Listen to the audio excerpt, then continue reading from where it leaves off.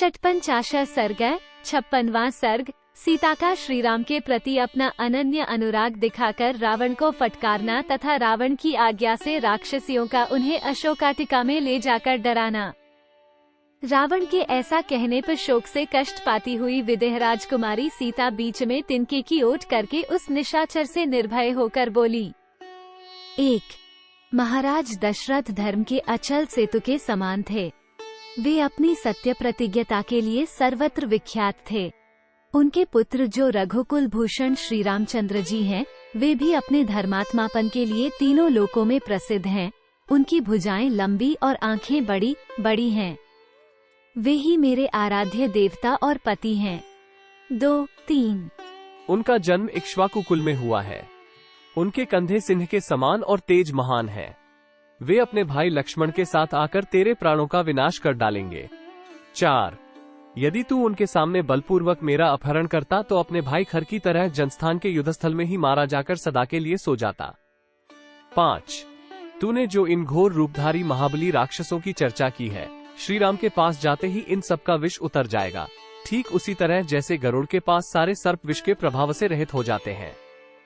6। जैसे बढ़ी हुई गंगा की लहरें अपने कगारों को काट गिराती हैं, उसी प्रकार श्री राम के धनुष की डोरी से छूटे हुए सुवर्ण भूषित बाण तेरे शरीर को छिन्न भिन्न कर डालेंगे। 7। रावण, तू असुरों अथवा देवताओं से यदि अवध्य है तो संभव है वे तुझे न मार सकें, किंतु भगवान श्री राम के साथ यह महान वैर ठानकर तू किसी तरह जीवित नहीं छूट सकेगा। 8। श्री रघुनाथ जी बड़े बलवान हैं। वे तेरे शेष जीवन का अंत कर डालेंगे। युग में बंधे हुए पशु की भांति तेरा जीवन दुर्लभ हो जाएगा। 9। राक्षस, यदि श्री रामचंद्र जी अपनी रोषभरी दृष्टि से तुझे देख लें तो तू अभी उसी तरह जलकर खाक हो जाएगा जैसे भगवान शंकर ने कामदेव को भस्म किया था। 10। जो चंद्रमा को आकाश से पृथ्वी पर गिराने या नष्ट करने की शक्ति रखते हैं अथवा जो समुद्र को भी सुखा सकते हैं, वे भगवान श्री राम यहाँ पहुँचकर सीता को भी छुड़ा सकते हैं। 11। तू समझ ले कि तेरे प्राण अब चले गए। तेरी राज्यलक्ष्मी नष्ट हो गई। तेरे बल और इंद्रियों का भी नाश हो गया तथा तेरे ही पाप के कारण तेरी यह लंका भी अब विधवा हो जाएगी। 12। तेरा ये पाप कर्म तुझे भविष्य में सुख नहीं भोगने देगा, क्योंकि तूने मुझे बलपूर्वक पति के पास से दूर हटाया है। 13। मेरे स्वामी महान तेजस्वी हैं और मेरे देवर के साथ अपने ही पराक्रम का भरोसा करके सूने दंडकारण्य में निर्भयता पूर्वक निवास करते हैं। 14। वे युद्ध में बाणों की वर्षा करके तेरे शरीर से बल, पराक्रम, घमंड तथा ऐसे उच्छृंखल आचरण को भी निकाल बाहर करेंगे। 15।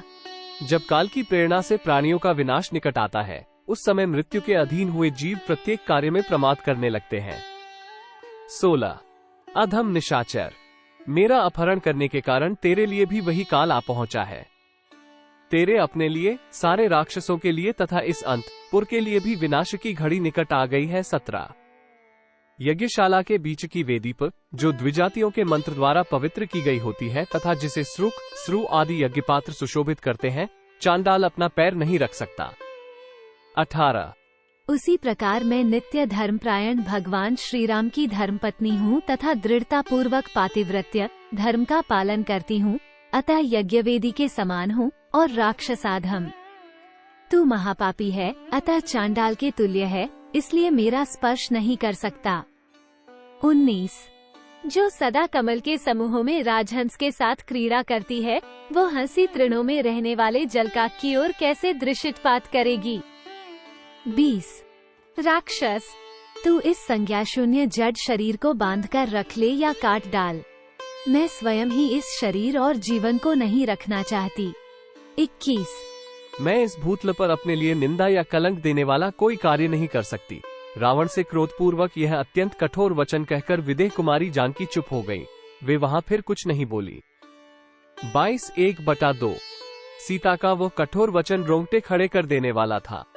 उसे सुनकर रावण ने उनसे भय दिखाने वाली बात कही। 23 1/2।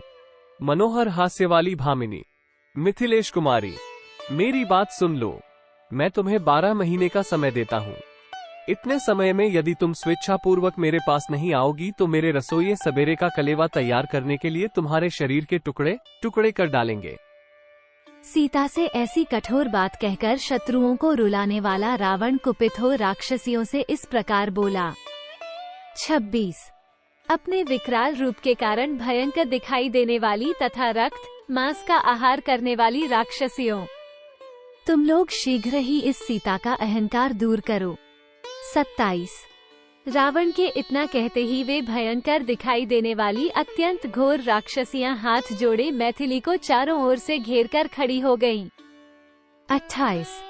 तब राजा रावण अपने पैरों के धमाके से पृथ्वी को विदीर्ण करता हुआ 7-2-4 पग चलकर उन भयानक राक्षसियों से बोला। 29।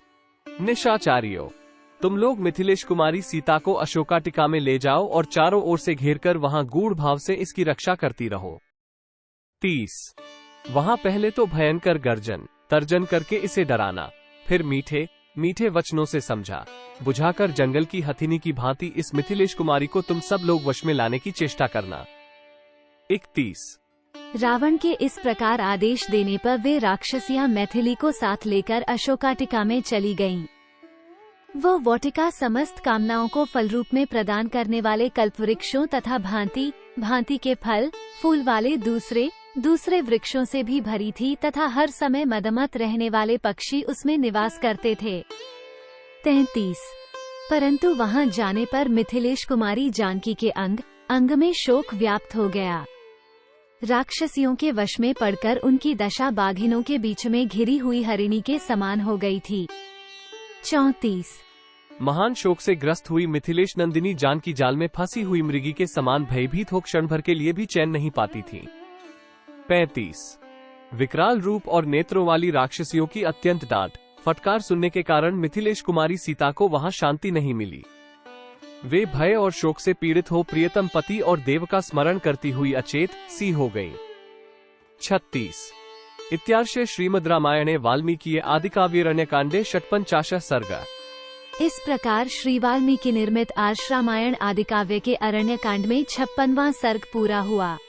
56।